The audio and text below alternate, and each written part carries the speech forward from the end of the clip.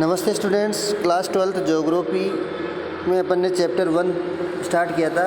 वो इस वीडियो के माध्यम से समझने का प्रयास किया था। इसके नोट्स तो आपके पास ऑलरेडी है। तो अपन इसमें अपन ने मानव भूगोल की परिभाषा, अर्थ समझा था। मानव भूगोल का प्रकृति क्षेत्र, विषय क्षेत्र क्या है, प्रकृति कैसी है, तो इनके बारे में अपन ने पिछले वीडियो में पढ़ा था। आज हम पढ़ेंगे मानव भूगोल का विकास, यानी मानव भूगोल का विकास धीरे धीरे प्राचीन काल से लेकर अभी तक किस प्रकार से विकास की ओर बढ़ रहे हैं, तो उसके बारे में आज हम देखते हैं। मानव भूगोल का विकास। पृथ्वी की सतह पर पर्यावरण के साथ अनुकूलन व समायोजन की प्रक्रिया तथा इसका रूपांतरण मानव के अभ्युदय का मानव का जब जन्म हुआ था उसके साथ ही इसका प्रारंभ हो गया था कि पृथ्वी की सतह पर जब पर्यावरण के साथ अनुकूलन और समायोजन की प्रक्रिया हुई तो उसके साथ क्या हुआ, इसका रूपांतरण मानव के अभ्युदय, मानव के जन्म से हुआ माना जाता है। यदि हम मानव और वातावरण की पारस्परिक क्रियाओं से मानव भूगोल के प्रारंभ की कल्पना अपन सोचें कि यदि मानव और वातावरण जो है उन दोनों की आपसी क्रियाओं के कारण ही मानव भूगोल का जन्म हुआ है, ऐसी अगर कल्पना करें तो इसकी जड़ें इतिहास के संदर्भ में बहुत ज़्यादा गहराई तक जुड़ी हुई है। अतः मानव भूगोल के विषयों में एक दीर्घकालिक सातत्य पाया जाता है। दीर्घकालिक सातत्य का अर्थ क्या होता है, एक श्रृंखला रूपी एक वेल पाई जाती है जिसके माध्यम से हम क्या करते हैं, जैसे अपन इतिहास देखते हैं तो इतिहास में अपने प्राचीन कालीन पहलू जो होते हैं वो एक दूसरे से जुड़े होते हैं। उसी प्रकार इतिहास के संदर्भ में गहरी खाई है, उसके साथ साथ मानव भूगोल के विषयों में एक दीर्घकालिक सातत्य पाया जाता है। यानी पिछली जो पुरानी जो शताब्दियाँ होती है, पिछला जो पुराना समय है उसमें और वर्तमान में किस प्रकार जुड़ाव है, उस जुड़ाव को ये दर्शाता है। समय के साथ विषय को स्पष्ट करने वाले उपागमों में परिवर्तन अध्ययन की दृष्टि से ये परिवर्तन आया है। यानी इसने कहा है कि समय के साथ साथ इन भूगोल के महत्वपूर्ण जो विषय, इन विषयों में भी काफ़ी परिवर्तन देखने को मिला है। ये विषय की परिवर्तनशील क्या किसको दर्शाता है, प्रकृति को दर्शाता है। अध्ययन की दृष्टि से मानव भूगोल के विकास क्रम को 3 भागों में इसने विभाजित किया है। मानव भूगोल के विकास क्रम को प्राचीन काल, मध्यकाल और आधुनिक काल में। तो हम 3 भागों में इसको डिवाइड करते हुए पढ़ेंगे। तो सबसे पहले अपन देखते हैं प्राचीन काल में मानव भूगोल का विकास, फिर उसके बाद मध्यकाल में, फिर आधुनिक काल में। तो इसमें क्या परिवर्तन देखने को मिला। प्राचीन काल में विभिन्न समाजों के बीच अनन्य क्रिया न्यून थी। न्यून का मतलब यानी ये जो आदान प्रदान या अपन बात करें वातावरण के साथ मानव का समायोजन, ये केवल नाम मात्र क्रिया थी। इनका ज़्यादा, क्योंकि मानव क्या था, पूर्ण रूप से किसके ऊपर डिपेंड था, प्रकृति पर डिपेंड था प्राचीन काल में। उसका आवास, उसका खान पान, उसका रहन सहन, सारी चीज़ें किससे जुड़ा हुआ था, प्रकृति से जुड़ा हुआ था। तो प्राचीन काल में ये समाजों वाली जो प्रक्रिया है ये क्या थी, बहुत ही कम थी। एक दूसरे के बारे में ज्ञान क्या था, सीमित था। इतना ज़्यादा ज्ञान की आवश्यकता नहीं थी, व्यक्ति केवल सीमित थे। तकनीकी विकास का स्तर जो था, तकनीकी विकास के बारे में अगर बात करें तो तकनीकी विकास का उस समय कोई ज़्यादा महत्व नहीं था। चारों तरफ प्राकृतिक वातावरण की छाप थी। यानी पूर्ण रूप से मानव क्या था, प्रकृति के मध्य निवास करता था और प्रकृति पर ही डिपेंड हुआ करता था। प्रकृति के माध्यम से ही अपना जीवन यापन कर रहा था।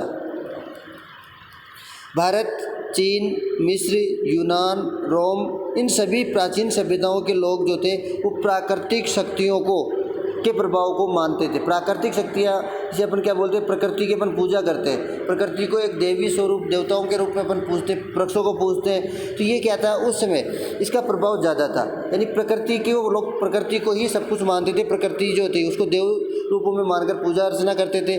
और सबसे ज़्यादा क्या था, उन सभी सभ्यताओं के जो लोग थे वो प्राकृतिक शक्तियों का प्रभाव को अच्छी तरह से जानते थे। वेदों में ये भी बताया है कि सूर्य, वायु, अग्नि, जल, वर्षा, ये 5 महत्वपूर्ण ऐसे तत्व आदि प्राकृतिक तत्वों को देवता मानकर इनकी पूजा अर्चना की जाती थी। हालांकि इन चीज़ों को आज भी अपन मानते हैं, लेकिन प्राचीन काल में इनको बहुत ज़्यादा मान्यता प्रदान थी। यूनानी दार्शनिक होता है, यूनानी जो इतिहासकार है उसने थेल्स और एनेक्सिमेंडर, उन्होंने दोनों ने क्या किया, जलवायु, वनस्पति और मानव समाजों का वर्णन किया। जलवायु, वनस्पति और मानव समाजों का किस प्रकार से आपसी जुड़ाव होता है, इसका वर्णन उन्होंने किया है। अरस्तु ने वातावरण के प्रभाव की वजह से ठंडे प्रदेशों को मानव को बहादुर परंतु चिंतन में कमज़ोर बताया, जबकि एशिया के लोगों को सुस्त पर चिंतनशील बताया। इतिहासकार हेरोडोटस ने घुमक्कड़ जातियों तथा इसमें एक नया इतिहासकार है, इसको अंडरलाइन कर लेना, ऊपर बात कर रहे थे थेल्स, एनेक्सीमेंडर, उसके बाद में दूसरा नाम है अरस्तु के बाद में अब आया हेरोडोटस। ये महत्वपूर्ण भूगोलवेत्ता है। हेरोडोटस ने घुमक्कड़ जातियों तथा स्थायी कृषक जातियों के जीवन पर वातावरण के प्रभाव का काफ़ी अच्छी तरह से उल्लेख किया है। उसने बताया है कि किस प्रकार से कृषक जातियों के ऊपर, घुमक्कड़ जातियों के ऊपर उनके जीवन पर वातावरण का प्रभाव किस प्रकार देखने को मिलता है।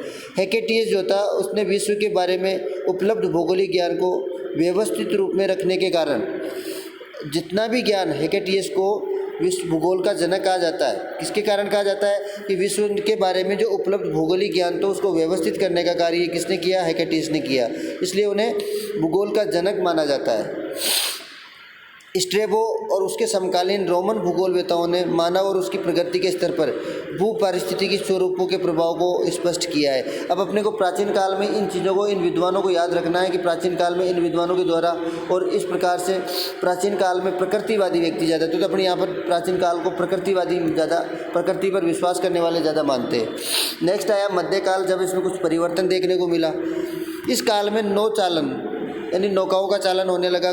संबंधी कुशलताओं, अन्वेषणों और तकनीकी ज्ञान और दक्षता के कारण देशों तथा लोगों के विषय में मिथक और रहस्य खुलने लगे।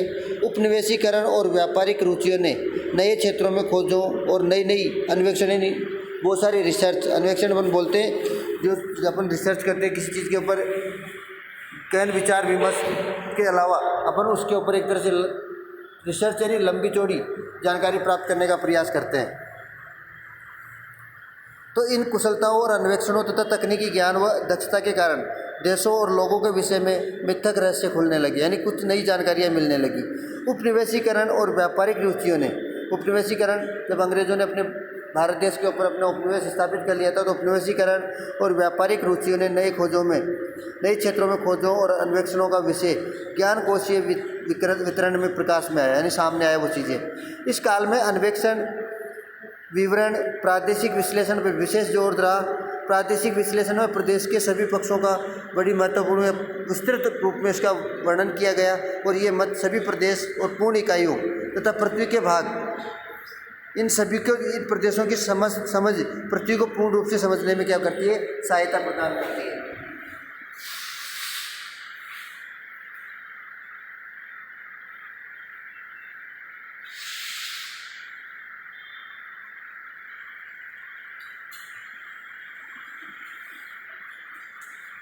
तो ये अपने मध्यकाल की जब बात कर रहे हैं तो मध्यकाल में क्या था, इन पृथ्वी को पूर्ण रूप से समझने में काफ़ी सहायता प्राप्त हुई है। अब अपन बात कर रहे हैं आधुनिक काल यानी वर्तमान काल की। आधुनिक काल में कितना परिवर्तन देखने को मिला, तो वो चीज़ अपन इसमें देखते हैं। इस काल में की शुरुआत में जर्मन भूगोलवेत्ता है, जिसमें महत्वपूर्ण कौन कौन थे, हमबोल्ट, रिटर, हॉर्वेल, बेसेल, रिchthofen और रेटजेल, ये महत्वपूर्ण आधुनिक भूगोल के जन्मदाता, आधुनिक भूगोलवेत्ता जो है इनको अपन मानते हैं। फ्रांस में मानव भूगोल का सबसे अधिक विकास हुआ।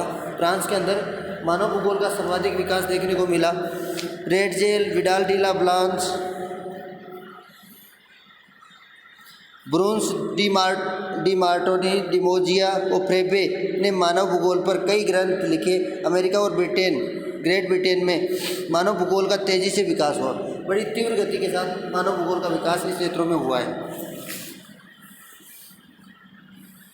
अमेरिका में एलन सैम्पल हंटिंगटन, अभी ये अमेरिकन भूगोलवेत्ता है, Ellen Semple, Huntington, Bowman, Carls, Sauer, Griffith Taylor. और ब्रिटेन में, ये तो कहाँ पे, अमेरिका में, ब्रिटेन में हर्बर्टसन, मैकिंडर, रॉक्सबी और प्लूअर ने मानव भूगोल के विकास में विशेष योगदान दिया है। तो ये महत्वपूर्ण याद रखना है कि भूगोलवेत्ता कौन से देश के निवासी थे, कहाँ के रहने वाले थे। उन भूगोलवेत्ताओं को भी अपने को याद रखना है कि भूगोलवेत्ता, अमेरिका के भूगोलवेत्ता कौन कौन से हैं, ब्रिटेन के भूगोलवेत्ता, जर्मनी के भूगोलवेत्ता कौन से हैं, तो इनका भी अपने को याद रखना है, इनको भी याद करना है अलग से। जब नोट्स बनाओ तब इसको अंडरलाइन कर लेना। नेक्स्ट,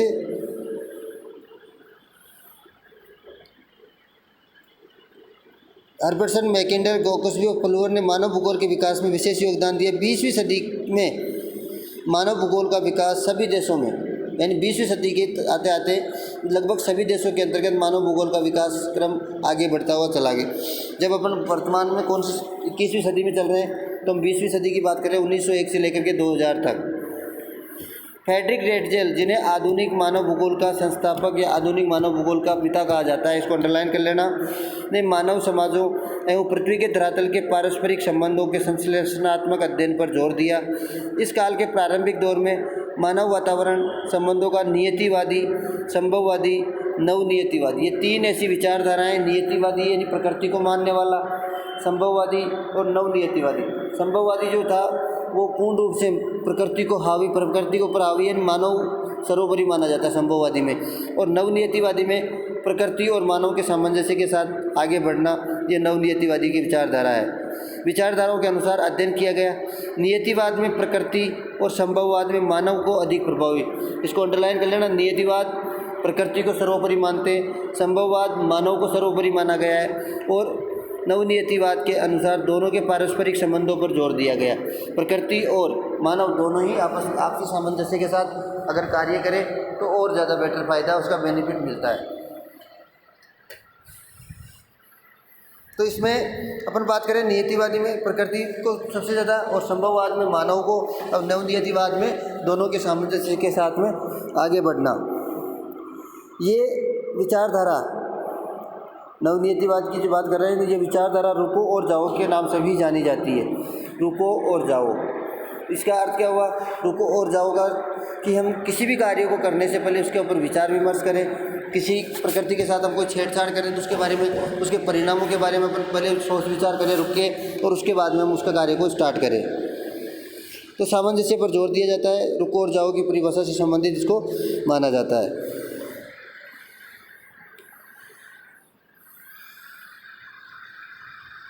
नेक्स्ट, नवनियतिवाद के प्रवर्तक ग्रिफिथ टेलर को माना जाता है। नवनियतिवाद के प्रवर्तक यानी इसके बारे में बातचीत बताने वाले ग्रिफिथ टेलर महत्वपूर्ण विद्वान है।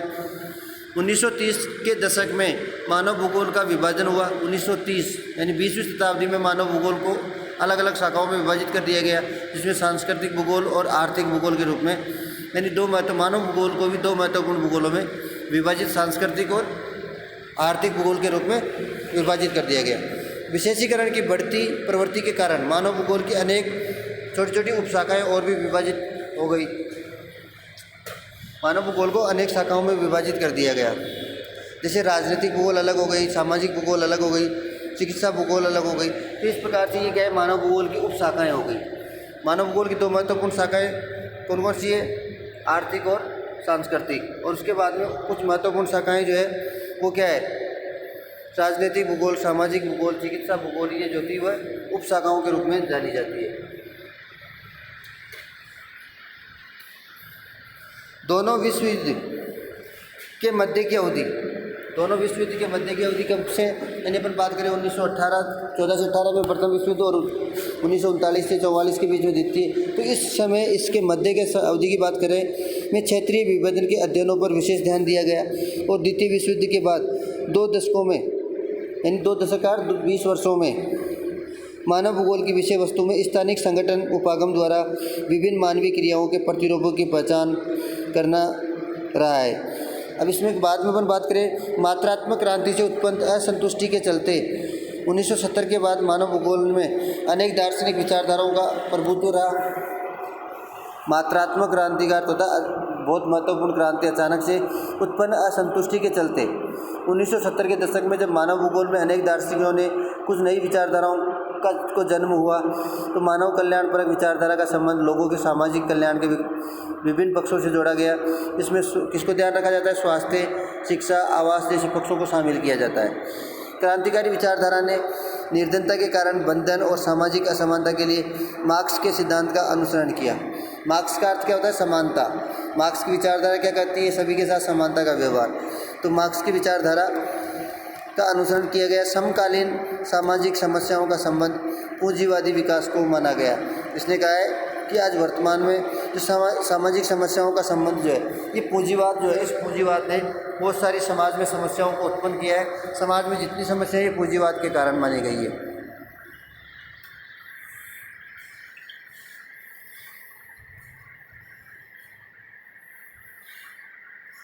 आचरणपरक विचारधारा के अनुसार मनुष्य आर्थिक क्रियाएं करते समय हमेशा आर्थिक लाभ पर ही विचार नहीं करता, बल्कि उसके अधिकांश निर्णय यथार्थ पर्यावरण की अपेक्षा मानसिक मानचित्रण आचरण पर्यावरण पर भी आधारित होते हैं। व्यक्ति केवल अपने स्वार्थ के लिए कार्य करता है तो वो क्या करता है, प्रकृति के विरुद्ध होता है। यानी उसको कोई भी अपने विकास के कार्य, अपने लाभ के कार्य करे, लेकिन प्रकृति के साथ किसी प्रकार का असंतुलन नहीं होना चाहिए। विचारों में बदलाव आंशिक रूप से विश्लेषण के मापदंडों में परिवर्तन के कारण आते हैं। 21वीं सदी में मानव भूगोल में सामान्य निकाय सिद्धांत मानवीय दशाओं की व्याख्या करने वाले वैश्विक सिद्धांतों की उपादेयता पर भी प्रश्न उठने लगे। अब अपने आप में प्रत्येक स्थानीय संदर्भ की समझ के महत्व पर जोर दिया जा रहा है। इस प्रकार मानव भूगोल निरंतर विकास के साथ गतिशील भी रहा है। समय के साथ इसका महत्व, अध्ययन क्षेत्र की व्यापकता और अन्य विषयों के साथ संबंध भी इसके बढ़े। आज भूगोल की महत्वपूर्ण इस शाखा का अध्ययन संपूर्ण विश्व में किया जाने लगा। संपूर्ण विश्व में आज मानव भूगोल का अध्ययन, यानी मानव भूगोल और भौतिक भूगोल, भूगोल की दो महत्वपूर्ण शाखाएं। मानव भूगोल 11th में अपन ने पढ़ा था भौतिक भूगोल के बारे में, अब अपने पास है मानव भूगोल, इसका अध्ययन किया जाने लगा है। भूगोल एक क्षेत्र वर्णनी विज्ञान है, महत्वपूर्ण बिंदु है, इनको ध्यान से पढ़ना है। और ध्यान से पढ़ने के बाद में ये जो प्रश्नोत्तर दिए हुए हैं, इन प्रश्नोत्तरों को भी आपको कॉपी, नोट्स आपने पहले बना लिए तो नोट्स के साथ साथ इसकी रीडिंग समझना और इसके प्रश्नोत्तरों को कॉपी में करते जाना है। ये कुछ महत्वपूर्ण प्रश्न है, इन प्रश्नों को आपको करना है सभी को, और सभी बड़े ध्यान से इसको पढ़े। कल अपन नेक्स्ट स्टार्ट करेंगे, नेक्स्ट वाला टॉपिक चैप्टर नंबर 2।